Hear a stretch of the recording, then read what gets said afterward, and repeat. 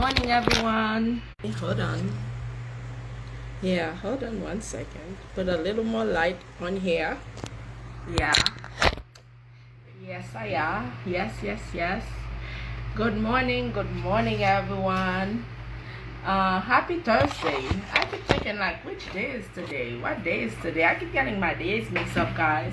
I just turned on the fan a little bit because I am super hot. The humidity, oh my God, is so much. It's hot.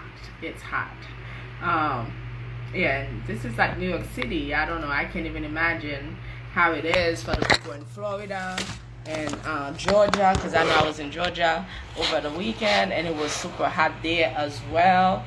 So I don't know how you guys holding up. It's very important for you to drink a lot of water. Stay in a cool place, and if you don't have to go outside right now, do not go outside. If you want to go for a walk, wake up early, go outside for an early morning walk, or wait later in the evening when the sun goes down a little bit. If your house, if you don't have an air conditioner in your house, find a public library. Now this is an amazing time to go to the library for some free air conditioning. And guess what? While you're there, you can pick up a book, you can pick up an audio book, you can pick up a physical book and read it while you're spending time in the library, getting free cool air and also getting free books for you to read up and and spend the time. So if you are in a hot state and your air conditioning unit is not working, find a cool place for you to go where you can stay cool, okay? Because heat stroke is a real thing. People get really sick during the summer, especially people who have very little tolerance for heat, for the hot air. I grew up in Haiti. Of course, Haiti is a tropical island. It's tropical. Haiti is not an island. No, it's not. It's a tropical country. We are country, okay? We're not an island. So let me correct that. So, yeah. What am I thinking? But anyway, guys, happy Thursday. I'm happy to be here with you guys. It's always an exciting time when I get to come here on the morning live to speak with you, to connect with you. Good morning, Naomi. Good morning. Welcome. As you come in, please share the link with someone else who might enjoy our morning talk. This morning, I want to remind you guys that we are on a 21-day series on regarding health and wellness. So every day we've been talking about a different topic, some tips on how to stay healthy. And it's not just about food, because sometimes when we talk about health and wellness, the first thing that comes to mind is food, is exercising. Those are the things that we think about. But healthy, when we're talking about a healthy series, we cover many aspects on how to be healthy. So today's topic, yesterday we talked about, let me put it up right now. Yeah, yesterday we were on day 9 yesterday. We talked about your inner strength, right? What is it that keeps you going? What is it that motivates you? What gives you the strength to go to the challenges? And what have you learned from the challenges that you've been through, right? Because I think that was the daily practice that we shared yesterday. For yesterday, I encourage you to reflect on those things, resilience reflection, right? To write three difficult moments that you've been through and how you overcome in the past and what you learned from that. And then the second one was affirm your strength. You need to affirm your strength. That was, you go in front of the mirror, you stand, you say, I'm beautiful, I'm amazing, I'm gonna be this, that, and the third. So this is your your affirmation strength. And your supportive moment, that one, engage in a movement that make you feel good, that make you feel powerful, like a walk, dancing, singing, whatever the case may be. So that one. and then connect with your why. The first day of the 21 days health and wellness series, the first day we started with knowing your why. Why do you want to be healthy? Why do you want to go to work? Why do you want to, I know most of us, we don't have a choice, but know your why. Know your why. So that's what we talked about yesterday. And the positive affirmation for yesterday was, I am strong, capable, and resilient. I carry the power to rise to anything life brings my way. Okay, so that was that. So today we're talking about something that is very important, and I'm using it right now as we speak. We're talking about detox your digital space, reclaiming your time and focus. This is today's session. We're talking about detox your digital space and reclaiming your time and focus. So many of us, if not most of us, we spend a lot of time on either our phone, our tablets, our desktop, video games, whatever it is that you have. My day, usually I'm sitting in my office, right? And I have, that's why sometimes I have like 3 screens in front of me, okay? And this is most of my day. Hold on. Yeah, so this is most of my day. This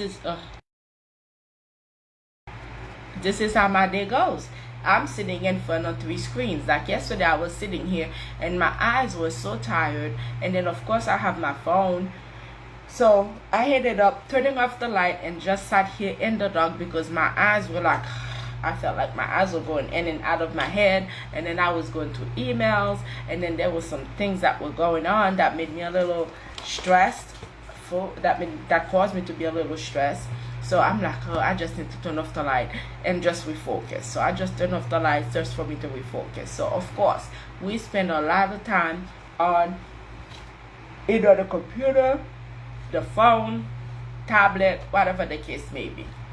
So today, this talk today is about encouraging you and creating a healthier boundary with technology. We need to have boundaries with people. We need to set boundaries. It's the same thing with technology. We need to set boundary with technology to reduce digital overwhelm, because our phones, technology, social media could be overwhelming. I shared that before. When Mr. Trump was first elected, I did not turn on the TV in my house. All the TV were off. The only time they will come on is if you're watching something on Netflix or YouTube, something that I didn't even want to be interrupted with a emergency broadcast that his face will show up on my screen. That's how annoyed I was with him before. But I work on that and I'm over it. But because I had to learn to control my space, so everything that he said did not bother me, because he was saying a lot of things that I didn't appreciate, so for that reason I made sure I cleared my space so that it doesn't get interrupted. But that was that. So we need to learn to clear our space, to create a healthy space, to set boundaries with technology, and to reduce your overwhelm, and also to improve your mental clarity. Sometimes we spend so much on social media, we're focusing on so many different things, we lost our mental clarity. We cannot think clear, and the thing, we don't connect with people. We just kind of isolate ourselves because our primary focus is social media or our technologies. And we need to learn to reconnect with the present. I remember the time when I was growing up, we would go outside and play games, and at nighttime we'll sit outside and just look at the stars. We'll run around, we'll play, and then we'll get ready and have supper to go to bed. So that's that. So let's go over our key points today. The first one is, why a digital detox matter? Why does it matter? If you are sitting at the dinner table with your family and everybody has their phone there on the table, everyone have their phone on the table, you're really not spending time with your family because your focus is on the phone. Why is it important? Why a digital detox matter? Constant notification, scrolling, and screen exposure overstimulate the brain and drain mental energy. So if you have your phone in front of you, I'm pretty sure every minute you check in. I do that. I'm conscious of that. So I learn at a certain time to put the phone away and not focus on it, and do put it on do not disturb notification. My phone goes into do not disturb after 8 p.m. At 8 p.m. my phone go do not disturb. Now I do love that. I do enjoy that feature, that if you put certain people in your favorites, these people, they'll be able to get in contact with you in case of an emergency. So I do have that feature open, set up on my phone with my kids. If they need me, if there's an emergency, they can contact me. Let me turn off the fan because I don't want it to make noise in the background, right? So you can do that. You can select a few people. If there's an emergency, they can contact you. But the constant notification, the constant checking and posting on social media, we need to work on that. Okay, so we need to work on that to to clear our mindset, so we're not focusing too much on the phone, so that we forget everything else and our primary focus is on the phone. Welcome, Gerdine. Welcome. Okay, so we're talking about detox your digital space and reclaiming your time and focus. This is what our talk is this morning. The second one is digital clutter contribute to stress, sleep issue, and reduce productivity. Because if we're sitting there, we just focusing on our phone, we on TikTok all day, or Instagram or Facebook. Even some of us, we could be at work. I remember I was watching an interview where they said the millennial, they don't last much, they don't last too long at work. Yeah, millennial, yeah. Or Gen Z. No, they're not Gen Z. I don't know what they are. I can't keep track of all these Gen Zs, millennial, baby boomers. I cannot keep up with all of that. So they're saying that they were not lasting very long at their job because most of their day they were sitting on their phone doing other things other than the work that they were hired to do. So we need to learn to clear our digital space, because we don't want to be stressed. We don't want to have sleep issue, because sleep issue can lead to many other different things.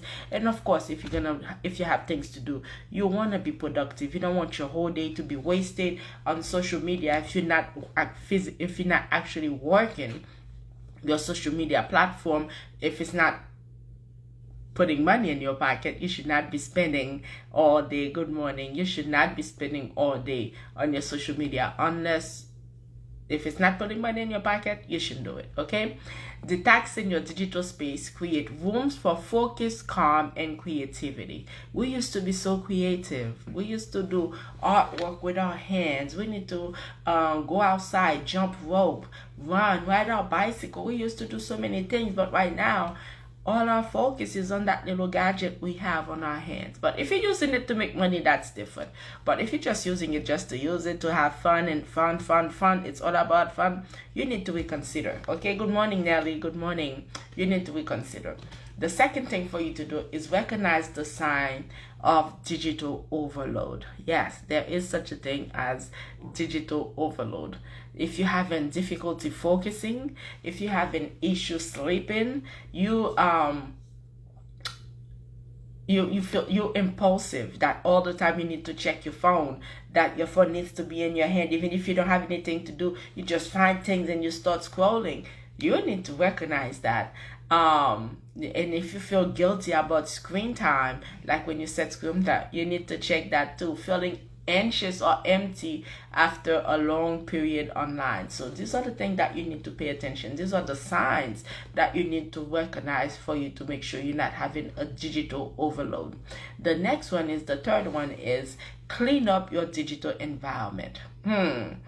What? So we see this commercial about oh my goodness, I just thought about it. This app that tells you how many things you subscribe to. And some of us will say, we only have one subscription, we only have 2 subscription. And then when you go, you actually look, you see this $1, this $10, this $20, this $30. You don't know where all this money are going, all the subscriptions are going, what are they for, where they're going for. So you need to clean up your digital environment. Unsubscribe from emails. You get a lot of spam email. I went into my email and I literally did that because I'm paying for space. I'm like, why am I paying for space for email? At this point, I just want to go empty everything out and create a brand new account and leave that one be, because why are we paying $9, $10, $15, $20 for space, extra space on our phone? Not paying for our phone is not enough. Now we need to pay. They find different ways to take your money, so you have to be mindful, really be mindful of that. Okay, so unsubscribe to certain email, delete unused app, and organize your home screen. Right, organize your home screen. That's different way. You can do it by size. You can do it based on an alphabetical order. So organize your home screen. Okay, the next one is turn off non-essential notification. If it's not essential, turn it off. You don't need to have all this notification coming on your phone, like you at the cash machine. Like, when you go to the bank with a lot of good morning, sir, good morning, Suzette. When you go to the bank and you have the pennies that you go cash in and you drop them in the coin master and it's going, you don't want your phone to sound like you're dropping your coins in the coin master. So turn off non-essential notification. Clear out digital clutters, photo files, old messages. Delete them. Get rid of them. If you don't need them, don't keep them, because we call certain people, we say they are hoarders because they collect every little item and put them in their house. Think about your phone as a clutter space. Everything you save, even if it's a piece of paper, you click, you save it, and then your space is filled up, it's cluttered up, and now you have no more space and you have to keep doing things. My phone is always full because I'm involved in so many different activities, and sometimes people send me large files. But now I have different emails. This is one way for me to keep my personal email away from all the other businesses that I do. So my personal email will not be cluttered or will not get full very rapidly. The fourth one is set healthy boundaries. Set healthy boundaries. Designate no screen zone. Like your bedroom. Your bedroom should be a no screen zone. When you go into bed, take your phone, leave it in the living room, leave it in the kitchen, leave it elsewhere other than your bedroom, because the minute it's in your bedroom, you're gonna have the urge to go and look at it and touch it. And the same thing at the dining table. When you're having dinner with your family, the phone should not be at the dining table, because that's an indication that your phone is more important than the people you're sitting having dinner with, because the first notification you get on your phone, you're going to be tempted to look at it and say, oh no, it's only one, and then one becomes two, and then it becomes more and more. So create that safe space. Keep the phone away from the dinner table and keep the phone away from the bedroom. Okay, set screen curfew. I have screen curfew. My phone go on to do not disturb at 8 p.m. and I work really hard. I do my best after that time to just put it down, because after 8 I just want to go to my bed. I was talking to a business consultant. He's building my webpage for my business, and he said, oh, I will call you. I said, no, do not call me after 8 p.m. I don't talk to people after 8 p.m. Good morning, Ambassador Dolly. I said, I don't talk to people after 8 p.m. or business or during business hour between 9 to 5. If you want to talk to us about building our webpage, you have to call us between business hours. But 8 o'clock, no, it's my bedtime. And some people say, why do you go to bed at 8? It's because this is the way I train my body. And this is the way, even my children, this is the way they've been trained. And now that I'm not really at home, when I go home and I see my son not in bed at 8 o'clock, I'm like, wait, what happened? What's going on? When did the rule change? Bedtime in this house is 8 p.m. Now, of course, on the weekend, I said, okay, maybe 10 p.m. I think 10 p.m. is okay. But for a 10-year-old, I think 8 o'clock should still work. But if everybody's up, watching TV, doing family activities, I think it's unfair to tell them, well, you're not. You need to go to bed. So I try to be a little bit lenient on the weekend. But children should definitely have scheduled bedtime. I, as an adult, I have bedtime. I'm not kidding. And people who knows me, they know. I do not negotiate with my sleep. I do not, absolutely not. I remember I used to get so upset if I was at home and I was taking a nap and then they would wake me up. I will get so upset. I will be like, don't do it. And you know, there's a specific way to wake people up too. You don't just shake them up and wake them up. No, you don't do that. There's a specific way. If somebody's sleeping, for you to wake them, because you never know. Don't do that. Okay.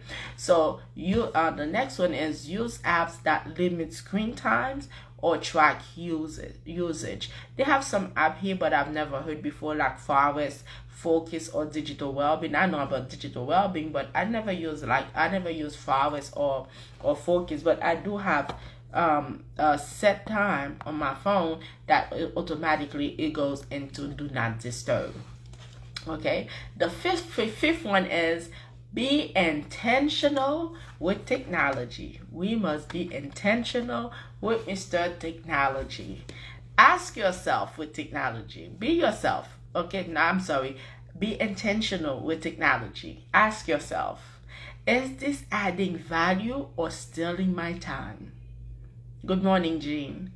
Ask yourself that. Be intentional with technology. Now, the question you need to ask yourself is this adding value or stealing my time? I said before, if you're using your phone to make money, yeah, sure. But even then, you should have a little screen time that you take a break from it, because we all need a break. But is it adding value to you? Is it adding money to your pocket? Or is it adding value to you? Are you learning a new trade? Are you learning a new skill when you're utilizing technology?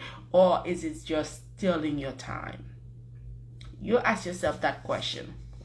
Okay, so you should also schedule tech-free moment during your day to reconnect with yourself or others, and not sit in front of the phone or the TV, the computer, or video game all day and not connecting with people. And I think this is where society has gone wrong, because we no longer connect with people as, you know, one-on-one or as a group to go out and connect. We just want to stay in our little bubble, our little space, because we're so comfortable with our phone, with our computers, with our computers, whatever the case may be. That's what we want to do. We don't want to go out and mingle, like they say, and mingle with other people. So we have to work on that. Okay. And we also need to replace doom scrolling with intentional practice, like reading, walking, and journaling. Try. You know, I have so many different journal books, because I'll start with one and then I'm like, I cannot find it. I'll start writing on another one. Whichever one I find, I just write. I remember now my kids, when they go back, because I used to write little journal before. I used to journal a lot, and then they just go back and read my stuff. I'm like, that's my stuff, don't read it. But you know, it's kind of cool for them to go back and see, because even some of these things, even after you're gone, they will stay behind if people take care of them, and they get to know the true you, the things that you went through, the challenges, the things that you were going through to that moment, right? So it's a good thing to do some journaling. I mean, you don't have to be so personal, but it's up to you what you want to journal about. You choose, but do some reading, some walking, and some journaling. The sixth one we're talking about is creating a tech wellness ritual. So, making digital decluttering a monthly ritual, like going into your phone. Sometimes we have a lot of screenshots, we have a lot of things people send to our phone that like overload our phone. Make it a habit every month to go and delete the things that has no value to you, to declutter your space, your phone space. Okay. Oh, excuse me. Why am I yawning? It's hot. The heat is making me yawn, I think. Organize your desktop and inbox regularly.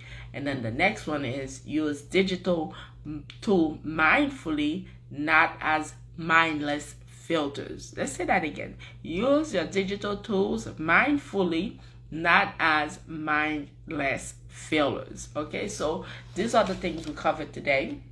We covered detox your digital space, reclaiming your time and focus. And the key points we talk about were why a digital detox matter, right? We need to make sure we're not stressing over our phone or all those notifications, because they may cause us to have sleep issue. They may reduce our productivity. And the next one is we recognize the sign of digital overload. We're focusing, difficulty focusing or falling asleep. Okay. Okay, the third one we talk about is clean up your digital environment. Like unsubscribe to all those. Every store you go to, you give your email, and then you have all this email coming to your inbox. So you want to unsubscribe to some of these things. If you've never gone to the store, unsubscribe, because you don't need all this junk mail coming into your inbox. And the other thing I encourage you to do is to turn off non-essential notification, so your phone will not sound like you're dropping coins at the coin master. Okay, the fourth one we talk about is to set healthy boundaries. Designated no screen time, like especially in the bedroom or the dining table. The fifth one is be intentional with technology. We have to be intentional with technology by asking ourselves, is this adding value or stealing my time? And the sixth one is create a tech wellness ritual. Make digital declutter a monthly habit. Cleaning up your phone, cleaning up your email, cleaning up your tablet. Okay, so these are the things these were the key points we covered today. And our positive affirmation for today is, I control my time and attention. I release digital distraction and create space for peace and clarity. Let's say that again. I control my time and attention.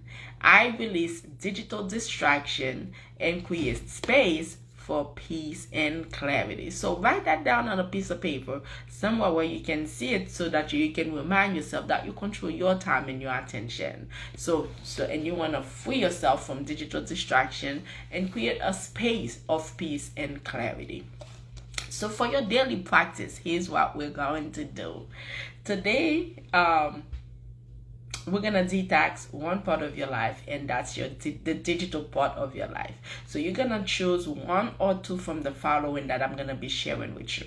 The first one is delete 5 to 10 apps you no longer use. Sometimes I go into my Gmail account and I'm looking at apps. I'm like, whoa, I have all these apps. I have this, and so I'll go and delete them, because I'm like, I don't even use this. How did I get this? And I'm like, no, that's too much. So I'll delete 5 to 10 apps you no longer use. So go into your phone and look at them. Whatever you're not using, delete them. For some people, their phone is so overloaded, they can even open their regular WhatsApp. So clean that up. The next one is unfollow or mute 5 social media accounts that no longer inspire or serve you. You hear that? Unfollow or mute 5 social media accounts that no longer inspire or serve you. The third one is turn off notification. For apps that don't require immediate response. If it's not something you need or you're using on a daily basis, turn off the notification. Turn it off, okay? And the fourth thing is for your daily practice is schedule 30 to 60 minutes of screen-free time. Yeah, 30 to 60 minutes of free screen time. Read, take a walk, talk to somebody, or enjoy a quiet moment, okay? 30 to 60 minutes. Oh, excuse me, guys. And then the fifth one is before you go to bed, put your phone in another room and do not disturb mode. Yes, I put my phone on do not disturb mode. Some people, they don't understand. What do you mean? You have family, you have people outside. What if there's an emergency and they have to reach you? Hello, call 911. I always used to tell my family and my kids, listen, if there's an emergency, call 911. Get the first care you need. And then once you get there, you're safe, they can call me and I will come. Yeah, and I also understand, say people, what if that was the only call the person could make? If you can only make one call, call 911. Once they get you, you're safe, they will contact me and I will come. Now, if you get to make 2 calls, call 911 first and then call me. I'm not saying that I'm not going to be there for you, but I don't know. Is that me? Is it me? I don't know. Share your thoughts with me. What do you think? If someone has an emergency, should they call you first or should they call 911 first? And then you get to them. Maybe it's my mindset. I don't know. help me understand. Help me understand, because I don't want to sound insensitive or anything of the sort, but my take is, if there's an emergency, call 911. I mean, if you need to borrow money, that's not an emergency, right? I guess some people will say it depends on where you are. But if you have a true emergency, I would say call 911 first and then call. It depends. It depends, because even the other day I shared, but I'm in the same house with my kids. So, of course, I'm going to call them to come help me, because I knew whatever the case was at that time. But think about it. Use your phone calls wisely. Use your calls wisely. Okay, use your emergency resources wisely. Don't make everything an emergency. Use your resources wisely. Okay, so my bonus for you today is start a digital declutter Sunday each week to reset and organize. You know how we use Sunday to prep our meal, to prep our week, to prep for everything else we have to do. So use Sunday, big Sunday part of that routine of your digital declutter. Okay, so when you're planning everything else for the week, take an hour or 15 minutes, whatever time you want to allocate for that, and use that time to declutter your digital space. So I hope the tips that I brought to you today, I hope they will help you, right, to declutter your digital space, and to make better choices on the different apps you have, whether you're gonna use them or not use them, whether you're gonna remove them or not remove them, whatever your choice may be. But just take some time and look at your phone. Look at what is it that these apps brings to you, what kind of value that they bring to you, and then think about it, right? As we said, look at your phone and see, is this adding value to me, or is it taking away from me? So you think about it, okay? And the choice is yours. So thank you for joining me this morning. As always, I look forward to having you guys here with me. And tomorrow we're gonna go into, we talk about day 10 today, right?